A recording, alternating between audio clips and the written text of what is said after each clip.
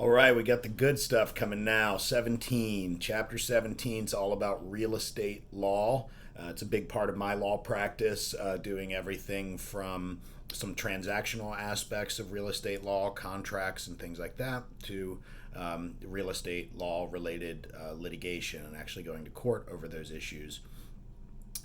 As you also know, I do own a real estate brokerage, so this is a part of my business practice quite a bit, and having a working knowledge of the law is very important because lawyers are very frequently asked to do something that is in the realm of real estate law.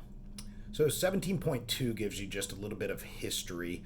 The main thing that I think that you should probably remember is that our idea of real estate law and real property, and that is to be distinguished from tangible property, something that you can hold. Real property is land or some sort of rights in land or actual real estate.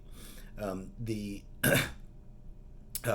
Most of that law comes from England and our common law tradition. So the United States, at one point early on, right after the Revolutionary War, they realized, man, we've got a ton of land, but we have a ton of debt from the war. So they started actually selling off parts of the land, and that caused them to do a significant amount of surveying, and a lot of those initial surveys that divided lines between states and property lines, etc., are still in use today.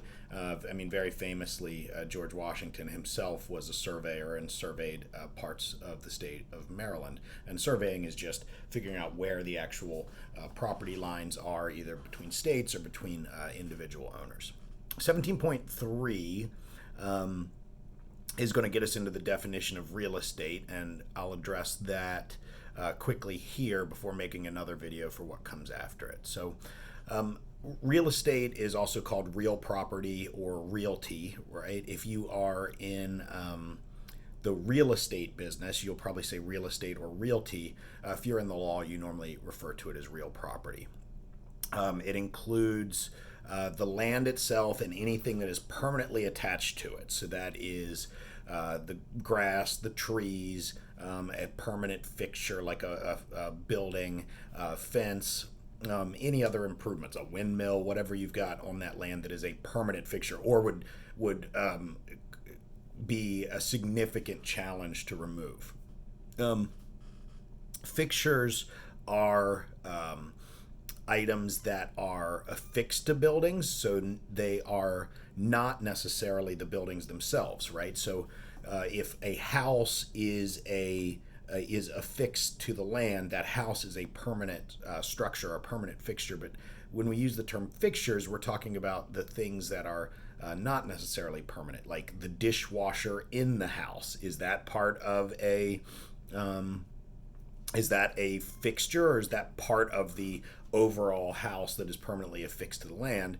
And I would say if it is a permanently installed dishwasher, then certainly that is going to be not a fixture, not a temporary fixture, but something that is permanently affixed to the house and thereby the land. But if it is a dining room table that can be easily removed from the house, that is by definition a fixture and is not something that is part of that real estate, if that makes sense. Okay. Improvements are what we refer to as kind of the permanent fixtures. That's the buildings, the curbs, gutters, sidewalks, street lights, the sewer systems that run underneath. Those are the things that are permanent or relatively permanent, such that it would take a lot of effort to get rid of them.